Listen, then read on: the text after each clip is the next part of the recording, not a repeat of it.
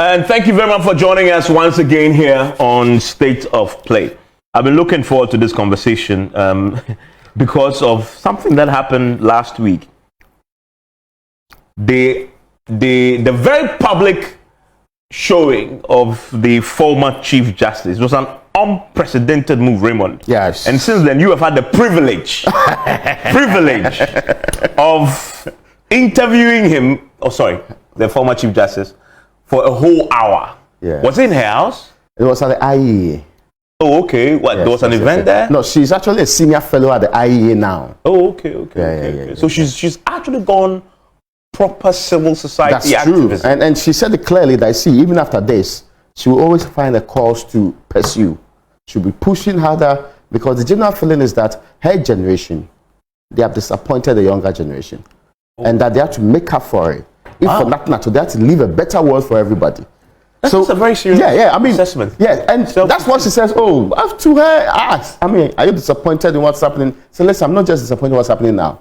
What I've been observing in the Fourth Republic, the very people that we put in place to take over from the military people to at least guarantee us some freedoms have failed in doing at least the basis of constitutionalism. So the expectation is that we need to do more, or else we'll be seen as people who do not only fail our generation, but also fail the rest of the country. And to her, luckily she has some time on it, and she says so, she has some time from now to whenever God can call her. She's dedicating all the time to pursuing, speaking up about ills of society and pursuing causes that she believes in 100%. I was shocked. I mean, I'm just looking at her saying that, I see. You know, and you made a point about, I think that's so profound, that she believes that her generation has failed our generation. That's true. That's a very profound statement. Yeah. And I listened to the part of the interview where she said that she was talking to her daughter and made the point to the daughter that when they were younger, the government then had a smaller, the size of government was smaller. Yes. Ministries were merged and a smaller number and all of that. And the reason why I'm saying it's profound is I get the sense that she's seeing the trials and the challenges that her own children are going through now. True. They're having conversations with her about the difficulties that they are having to encounter in this current economy. And I possibly believe that maybe some of the children have been abroad, but for those who are very attached to this country and are possibly here. And she's beginning, of course, when you are a Chief Justice, I mean, the very dictates of the profession says you have to be in a certain cocoon, right? You have to be in a certain bubble. And she says that. Because you are professionally enjoined not to be too influenced by what is happening out there in the media, etc., right? So understand the fact that she may not, all the time that she was on the bench, she may not have been that exposed to everything. Even if she was, knowing the consumer professional she was, she would have brought down that noise and done her job, because you can't allow what was happening in society, because assuming she was a judge now, and there's a possibility that what is happening currently may go before the Supreme Court at some point. Or she who's intending to be the plaintiff goes as of course, and somebody else goes in court like that. So I understand why now that she's aware, and because people have criticized her and said, where were you all this while? I asked that question about why this time. Okay. And she was categorical that, you see me being on the bench for 24 years. Yeah, that's a long time. Within that period, at the Supreme Court for 24 years, within that period, what could I have said? Because there's an appearance which you should actually present all the time. And later on becoming Chief Justice and I went to the African courts and all of that. Within that period, there's very little space for you to express the actual views that you think affect people and all of that, and all over the world. Was she an activist judge? You could not. Okay, so some of her rulings. It was this woman who said a faulty rate does not necessarily affect the claims being made. Okay. That was fundamental. And she's remembered for that she will not visit the sins of a bad lawyer on the client. Okay. So she can distinguish the two and deal with it and deal with the substance. In fact, there was a tribute that was written by the people that ran the various law blocks when she was leaving office. And they listed that as one of the major decisions she actually dealt with. So you could see her as not only no nonsense, but somebody who believed truly that justice should be given to people. I asked the question about political ideology, because inward, within people, they express certain ideologies by their actions. Yeah, but you also see through their judgment. Very good. Judges. She said, and I was going to ask a subsequent question about, first I started by asking, I mean, you are a government in most of these things. And your name suggests that when they are acting friends and family government, they add you to it. She said, to the extent that they make it look like she did nothing with her life, and she only got in because she believes that everything she did, she merited it. And you should ask Rawlings, we should ask Kufuor, we should ask all the other presidents that have been in this country. It was Rawlings' regime. Yes, that put her up at the Supreme Court. So from the beginning, you could get a woman who, even the president, when he was actually making her chief justice, said, this woman I know. Celebrated her independence. Yes, and she said nobody can doubt that. Then she moved on to say that she has never been of any of the main, and something that even applies to her current age. But what she believes in is simple: egalitarianism. That people should be treated equally, and that people should have some basics in life. And that's the more reason why, when she has an opportunity now to speak her mind and do the things that she fights causes that she believes will help achieve that, an egalitarian society of a sort. Then there was an interesting part where she said that, I mean, for the entire time she has stayed in, what they call it, most of her life, she only watches Joy News.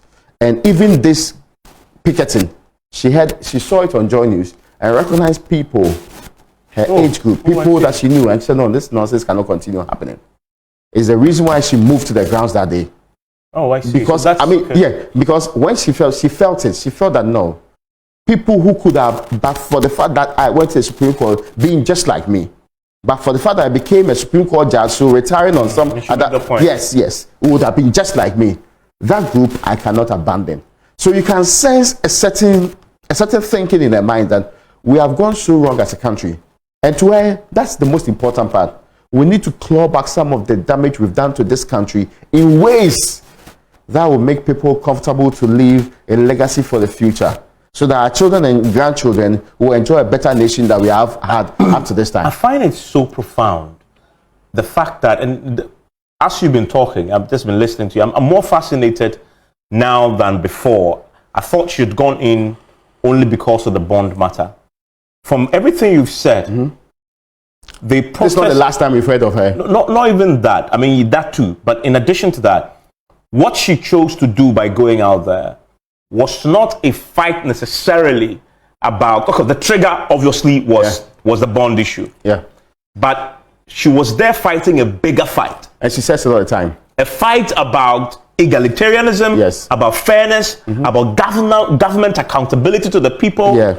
So she was taking on bigger issues. And that is why I've listened to her. Anytime she's spoken since last week on this matter, since she went there, the time she's devoted to talking specifically about the individual bond, impairment is small compared to when she talks about the bigger things. That's true. So she's talked about a lot about the government responsibility, how government has failed the people, why she believes that government is being unfair. And then she obviously talks about reduction in government size. That's true. Right? She's talked about how the finance minister has failed. Yeah. Right? I mean, so she's talking about bigger issues, and she's signaling us that there are bigger issues at play, that what we're possibly witnessing now is a symptom of the bigger problems of society. Of the bigger disease. And that is why I actually found it as such a monumental miscalculation, which is really what we're talking about on State of Play today. So for Akuffo 2, government 0, which is really what it is. And you've seen our flyer, and it really was a fantastic bout in which a woman many thought was down and out because she's retired and she should be enjoying her retirement. And she made the point, and I like that about her, that look, I retired on a very generous package. I can be chilling, right, at home, be removed from whatever is happening. Completely stay in my bubble, continue the bubble I was in when I was on the bench, but watching Joy News, I saw this. I can't sit back anymore, and so she's joining the fight. And then she comes into this ring, right, when nobody thought, and people thought, wow, that's a big hitter, that's a big gun. Yeah. And then Gabi Asarajudako, I think, was a massive miscalculation on his part, right? Massive miscalculation. I mean, I know Gabi because obviously I didn't think that his post came from a bad place. He genuinely believed that Sophia Akuffo possibly, if Sophia Akuffo was properly briefed, he wouldn't have gone there. But I think that's why it's a miscalculation, because of everything I've said at the beginning. That he missed the point that the woman wasn't going there because necessarily of the bonds impairment. No. And that's for me, that's the thing that I think Gabi missed. And that to me was perhaps what was missing in the conversation. It was just the trigger. Yeah. The trigger was that.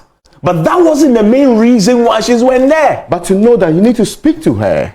Yeah. And I suspect many had not spoken to her.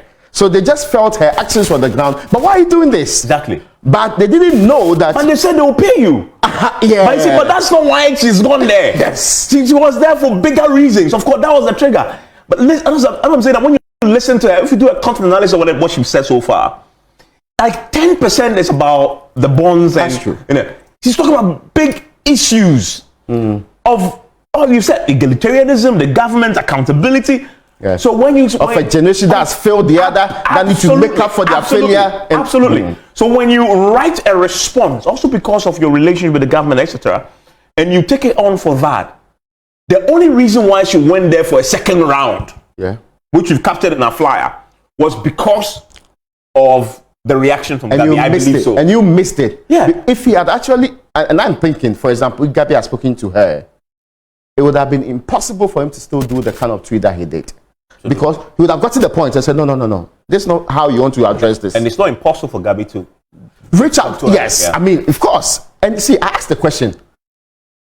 This issue, have you reached out to the finance minister to ask the questions that are important? I like his answer though. Yes. Said she's an individual. She deserves, like any other person in this country, she's a position. We all deserve the information, and we all deserve proper information to be properly informed and not to be told lies. Yeah. Then she moved on to actually talk about other things too. That it is not about herself as former CJ or the finance minister. It is about the fact that you should be fair to people and treat them like they deserve when you want them to participate in something like that. Yeah. Again, she moved from the singular issue about merely engaging him and getting the information that she could have gotten from anybody in this country anyway. Yeah. Into saying that there is a bigger problem with accountability.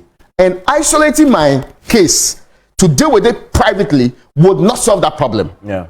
And to me, it was fascinating because maybe, I mean, in all fairness, I think also when there's pressure on government, and Gabi has been very effective in taking pressure, redirecting communication, and you see how many people would now follow what he says later on as the direction for government's communication, and how influential he's been on that particular player.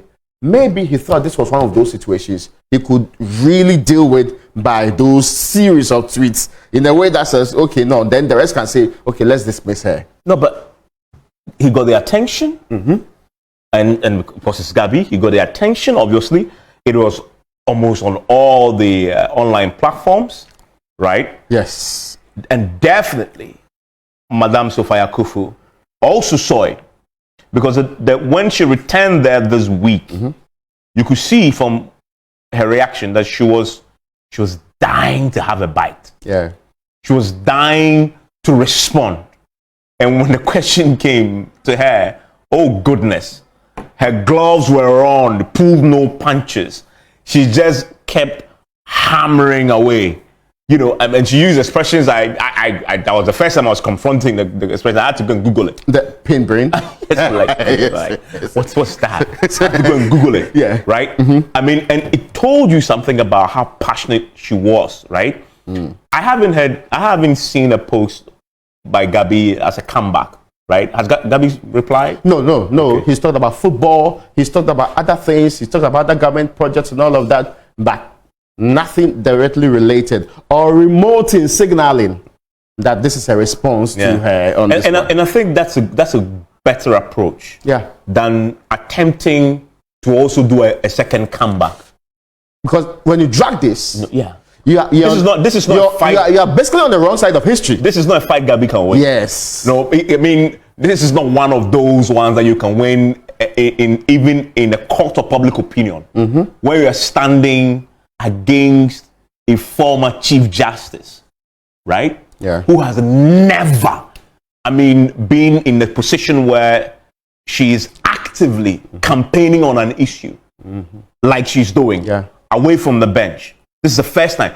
Not only that, she was sitting in the sun. Look, there's no way you can win hearts and minds when you go against them, right? And for me, it is a significant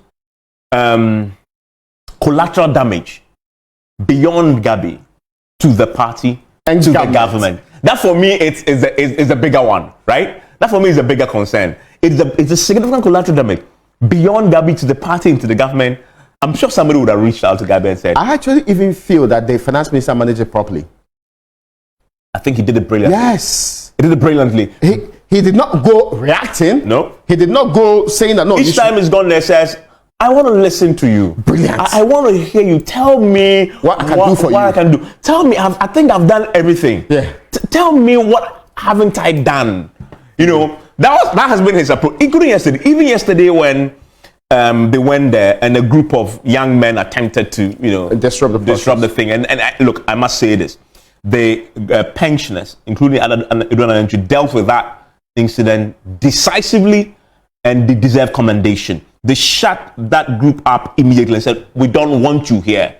We are fighting our cause. We are fighting our cause. If you really want to come and participate and join us, come and do what we are doing. Don't come when I'm crying for you to come and laugh, right? The financer had gone there and said, talk to me. And then one of the guys wanted to ask a question and be rowdy. The financer didn't even have to intervene. I heard somebody shouting, you are not with us, you are not with us. No one of us. Yes, you could hear that. But the point I wanted to make is, the finance minister didn't allow that to stop him from his engagement. Yeah. He decided to recede into the inner chambers of his office and call them in to have a conversation.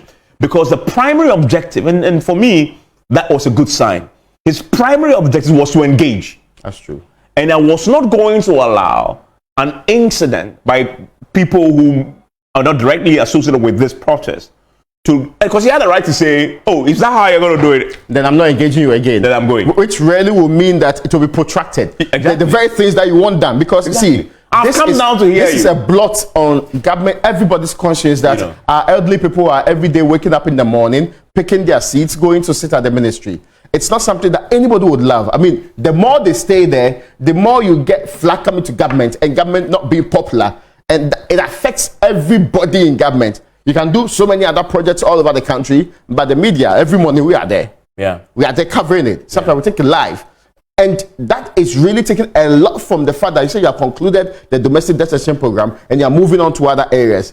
So I was very excited that the minister finally in parliament today said, if you did not participate, you are exempted. Yeah.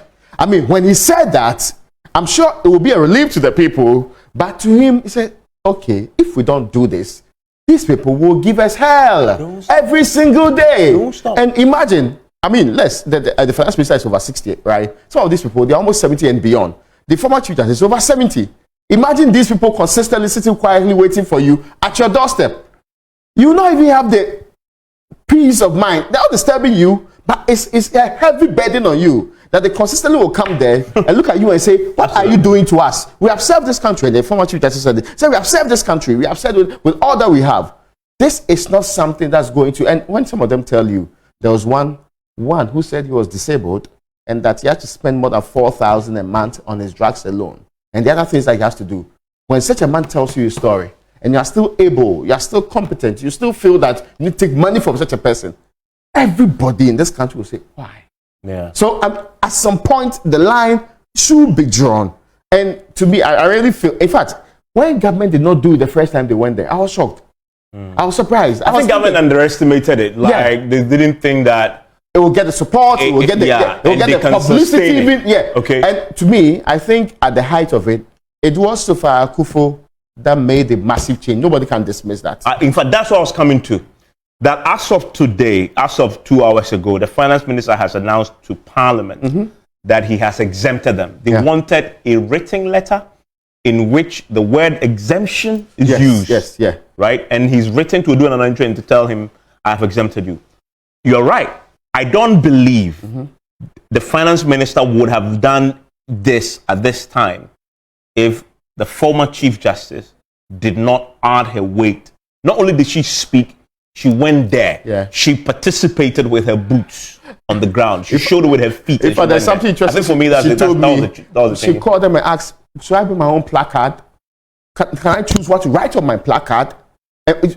Oh, I see. So, so this is, she basically telling you that, listen, I am going to fully participate in this. Okay. What are the tools required for me to be on the ground? Wow. So, maybe if you have a chair too, you can make sure. Oh, no, don't worry, I'll come along with that. And she appeared there fully. I was asking so she went subsequently with her own placard? Yes. Okay. To go and hold it up and tell them that this is what I really want you to do for all of us. It says goosebumps anyway, but when you talk about that, I mean, it's good to now know the backstory to her participation. That she actually was asking, I mean, whether she could, the detail that what more can I do to support this? And if you think of it, maybe, for example, Adu Nanankwo is not in government, right? Yeah. Mainly, she is on a government, what they call it, committee, a trust fund. Yeah. It's a government committee, even though the fund might be not necessarily administrated by government people, but she's on the government committee. She's not left over. 2, she's on the Investment Governing Council. Still there. So she's not somebody who will say that, oh, I hate government. I don't want to have any dealings with government. Because she's part of government. And she is telling you that what you're doing is absolutely wrong. I do not recall the last time somebody from within was this vociferous and clear-cut in their mind about what ought to be done. And a woman of her stature, because of course others can come, even parliamentarians, some said it quietly and went to sleep. But to the point that she put effect to it. In the future, and she also told me something about others getting involved, that this country is too big to fail. We all have to make sure that everybody is heard and speak on the ills that are in the society. I was just watching her when she was saying that. And it's fundamental because we've been having conversations about powerful people, middle-class people who are mostly removed from the realities on the ground. They basically hardly participate. They are not engaging. They are basically all the time looking up to other people to fight their fight for them. They're the ones who call that there's something absolutely wrong somewhere that needs to be dealt with, but they will not get involved. If you call him to come and speak, he will move away from it or deliver some diplomatic speech and all of that. I thought her message to them is that if I am here, you have absolutely no reason to stay away. You should also be actively involved in getting Ghana to be where it's supposed to be. And you know, and we'll be sharing some of the messages pretty soon. One of the biggest lessons for me is, I mean, I've said, I don't have an activist bone in me. I don't have an activist bone. There are some causes I will support. Definitely when I believe in it, but I don't have the staying power like others do. It's not. I'm not shy to say that. I am more of a factivist than an activist. Yeah. If you show me the facts and the facts convince me, I would support that cause. Yeah. But the thing that I like that has taught that this whole pensioners protest is telling me, and it's a big lesson I guess we need to learn, is that it is not about the exuberance. The results is not necessarily dependent on how loud you are, how aggressive you are, how many people you have supporting your cause, how destructive you can be. Because once upon a time, there was a group in this country that thought it was right to protest with guns, right? They have achieved results by merely sitting. And holding a placard. Not more than, I mean, sometimes you see the numbers, they're not more than 100. But here's the thing. They did it consistently. Yeah. They said, we'll be there every day until we get what we want. And they went every day. As of yesterday, it was 8 days straight. Quietly. Sitting. Quietly. Unless the media comes to speak to them. Quietly. Yeah. In fact, there was one time that when the media was speaking to them, they started singing the national anthem. That's all. And it will bring how you feel. National anthem and then patriotic songs. Yes. Patriotic songs.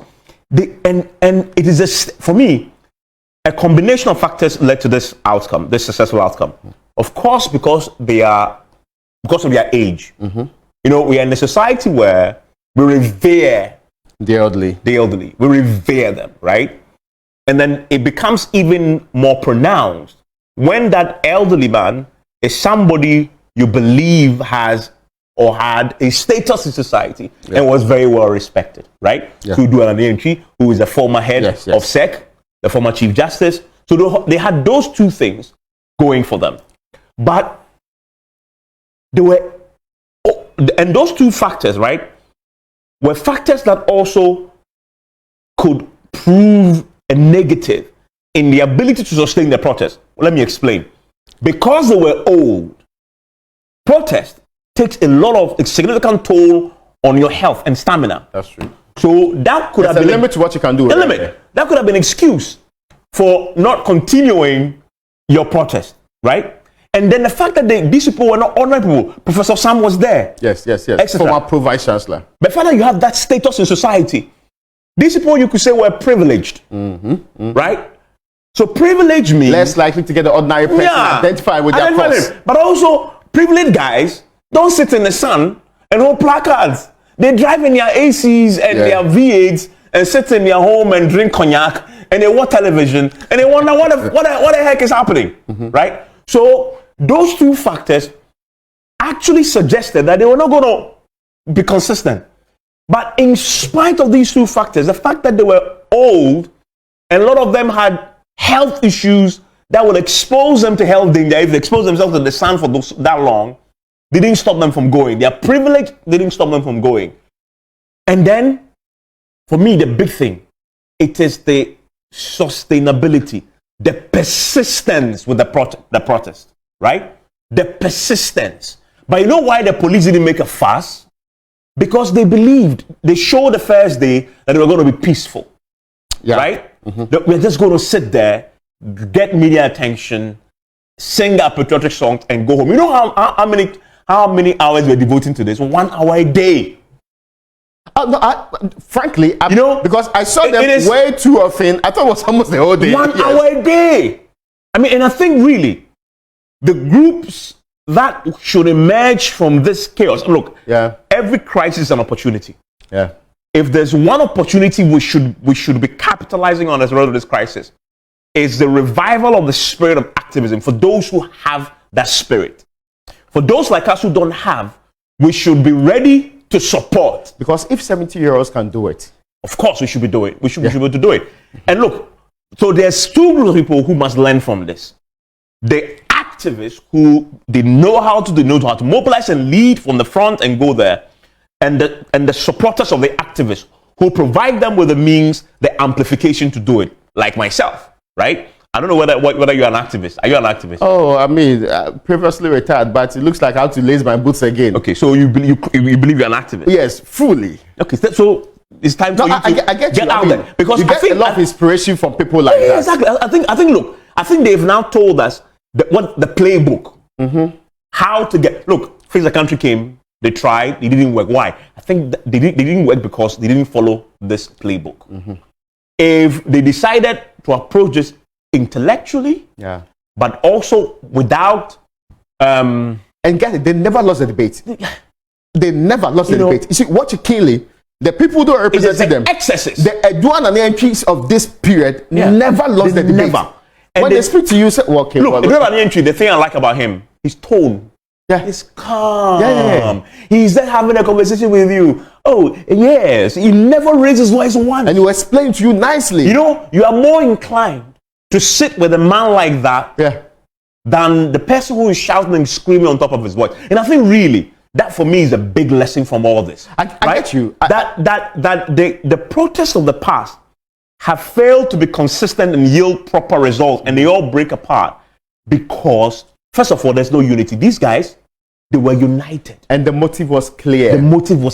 So no other hidden agenda, nothing. I mean, listen, never did anybody start saying something different. They were not there to go and Edouard Antwi is the only one who was speaking. We were not even looking at any other person until we saw Sophia Akuffo appear. Professor Osam, because the others sounded like. But when I'm calling somebody to talk to me on my radio and television, I've heard them, but I will call Edouard Anenchi. And it was so clear that he was the one. There was no struggle for power, attention, for leadership. for attention. Yes, I get you. But the young groups that emerged before now, they came to tell us. Yeah, that there was people were fights, struggling to be the guys, catch the eye of people and promote themselves in ways that really were not, in tandem with the agenda. If there was any lesson of how to do it, how to hold government accountable, it is not about the one-day demos. If you really want change, it's not a one day. It is what Madame Sophia Akuffo and co and Edouard had done. It is the consistency. Yeah. It is the staying power, the clarity, in the message, but most importantly, your ability to do it in a way that everybody begins to feel comfortable, even if you're making them uncomfortable. And I found that was uncomfortable. Yes. He's every day you can't be walking into your office and seeing these people. To so come to you. Yeah. And continue a conversation. Because you see, what's the point of a protest? You are protesting so that the guy you're protesting against will change. Yes. But if the guy you're protesting against feels I can't sit with you to have a meaningful, rational conversation, the theory, then they block you off. The theory of agents provocateurs is that when we are actually protesting, people are planted to come and disrupt and create the impression that we are in a disarray or we don't know what we are about. Yeah. If groups like this are able to rid themselves of people who will be agents provocateurs, they'll go far. And see, they were so clear at all points in time. They can even tell you that you're not part of us. They can even talk to absolutely. And it's as if, listen, they say they are not there to do any other thing. No, we are there because we want exemption. Yeah. And finally, they got it. The message was one. I am so pleased with changed. an action like that. But deep within my heart too, listen, we should not get to this point. We should not get to force our elderly people to fighting for what is theirs. Yeah. And again, if we built a better country for all of us, maybe we'd have avoided some of these things right from the beginning. So going forward, what I get 100% from Madame Sophia Akuffo is that it's our responsibility, old, young, everybody in this country, to help build a better state. If you see wrong, say what's wrong. Yeah. Don't pretend that you don't know what is wrong for your own benefit. Because if she were sitting and not saying anything, she'll be very comfortable. Oh, absolutely. In fact, she's really comfortable. Not only her, you do an entry. Yeah. So if these people take up a cause, it means that it is our collective responsibility as a state, especially the people that are heavily affected by some of these If things. those can do it, we don't have an excuse. Not at all. But I insist, if we want to take that, if we want to follow the example and say we are governor because they could do it, we could do it. But the playbook is obvious. Don't go and do something different from what they've done, because you don't change a winning formula. That's true. The formula that they've showed us worked. 100%. The finance minister is one of the most. He has been painted as the most intransigent. Yeah, he spoke to you nicely, right? He spoke to you quietly. He's the most. Maybe add biblical quotes, but still, you know. Whether it's reality or it's perception, he has been painted as the person who doesn't listen, right? But he heard them. He's gone to Parliament to announce. And I'm so sure that if he had told them that on the ground, they wouldn't have taken it like taking in Parliament. Yeah, this is a house of records. It's been recorded in the answer. You can't go against that. You can't. He went to announce it in the Augustus of Parliament. That's a big deal, right? So for someone like Ken to bow to the pressure the way he's done, when he's never done this in such a youth 100% 360 10 about, that tells you that this is how to achieve results, right? So all of us saying, yeah, you say you're an activist. If you guys should go. But I say I'm an activist. No, I mean, as a man of the people, as a man of the people, still every day I fight for the masses. Which one? Every day. Which cause? Oh, I thought recently I was fighting for you individual bondholders. You were fighting. You were teasing me. You're teasing me. I was happy to support the likes of Martin and giving them the support, because I don't have that staying power, right? So and that's the thing. Everybody must play their role. It's important. And this is the time that everybody must play their role. But I insist, please, if we start this again, this is the playbook. Don't deviate. We shouldn't go and carry guns and go and because you will lose people. If an elderly man told me that now, if you want to really achieve success, just go and lie down and beg Sophia Akuffo to lead your cause. She's fearless. She's objective. Yeah. She is directed in her mind. Yeah. She's not somebody who would mince words, and she would make sure she fights for you to the core.